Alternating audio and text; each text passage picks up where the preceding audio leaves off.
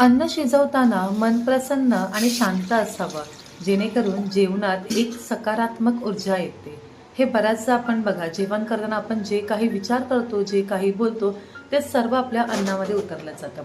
आता जेवण दोघांसाठी करो किंवा चौघांसाठी करो किंवा त्यापेक्षा जास्त लोकांसाठी, जेवण तर तितकंच बनवावं लागतं, भांडी तर तितकीच निघतात. आज संध्याकाळच्या जेवणामध्ये अगदी साधा पण मस्त असा बेत होता. फ्लावरची भाजी, डाळ, भात, भाकरी होती आणि मस्त खमंग अशी कोथिंबीरची वडी. फ्लावर एकदा साफ करून ठेवला ना, की तो फ्रीजमध्ये सुद्धा चांगला राहतो. फ्लावर बघा, मी छोटे छोटे काप करून घेतले आहे. यामध्ये मीठ आणि गरम पाणी घालायचं, म्हणजे जी काही कीड असते ना ती मरून जाते.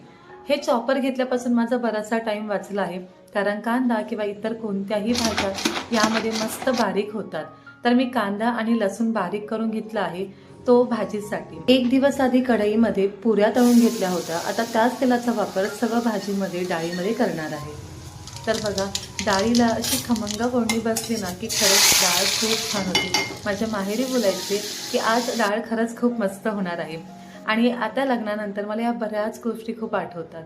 बघा, मस्त अशी डाळ इथे बनली आहे आणि भाजी खूप साध्या सोप्या पद्धतीमध्ये केली आहे. काही यामध्ये खूप मसाले घातले नाही. रोजच्या साठवणातील जो मसाला असतो फक्त तो वापरला आहे आणि अगदी थोडासा टोमॅटो. पाणी जराही घातलं नाहीये, फक्त वाफेवर ही भाजी शिजवणार आहोत.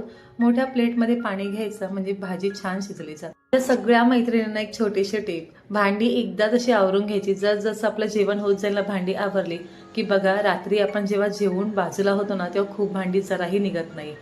मी लग्नाआधी कधीच भाकरी केलेली मुलगी नाहीये, पण लग्नानंतर भाकरी मला फार आवडायला लागल्या. मला कोणी शिकवले नाही, मी स्वतःहूनच शिकले. पण आज इतकी सुंदर मऊसूत अशी भाकरी मी बनवते आणि मला खूप छान वाटतं. या छोट्या छोट्या गोष्टीमध्ये किती आनंद मिळतो. जेव्हा आपण भाकरी बनवतो, ती जेव्हा आपण थापतो, तेव्हा त्याचा जो आवाज असतो तो मला फार आवडतो. आणि भाकरी तव्यावर सोडल्यानंतर जेव्हा ती टम्म फुगते ना, तेव्हा तो आनंद खूप वेगळा असतो. बघा ना, किती असतं ना, छोट्या छोट्या गोष्टीमध्ये सुद्धा किती आनंद आपल्याला मिळतो. तर इथे मस्त अशी आपली भाकरी बघा बनली आहे. ज्वारीची भाकरी मला फार आवडते आणि माझ्याकडून ती खूपच छान बनते.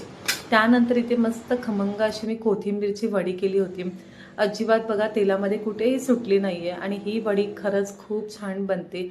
माझ्या मम्मीची ही रेसिपी आहे आणि मला प्रचंड आवडते. तुम्हाला कधी हवी असेल तर मला नक्की कमेंटमध्ये सांगा. अशी खमंग वडी, घरी बनवलेलं अगदी ताजं असं श्रीखंड, मस्त अशी मऊसूत भाकरी, डाळ, भात, भाजी. आणि जेव्हा आपली व्यक्ती हे जेवण खाऊन आनंद व्यक्त करतो ना, तर याहून सुंदर सुख अजून काय आहे.